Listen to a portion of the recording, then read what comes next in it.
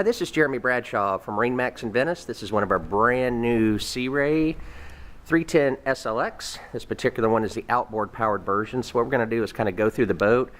I'm also going to point out some of the options. So this particular boat's equipped with your windlass up front. We do have the docking lights. As you can tell, very, very high sides, very dry ride. She also has built-in shore power and battery charger. And as far as the power goes on this one, these are twin 300 Verados joystick piloting. As you can see here, one engine's a little bit offset, so these can work with and against each other to move the boat, and makes docking very, very easy. With all the Sea Ray Sport boats, you get a full 5-year warranty bow to stern, plus a 5-year warranty on the Mercury Verados. The boat was totally designed for comfort and kind of the ultimate day boat. As you can see, plenty of seating all the way around. Very cool top you've got here.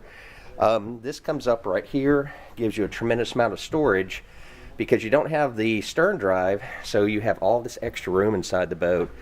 Nice little wet bar right here with your refrigerator, and this seat right here also spins around, so if you're doing a lot of entertaining or have a bunch of people on the boat, this one's ideal.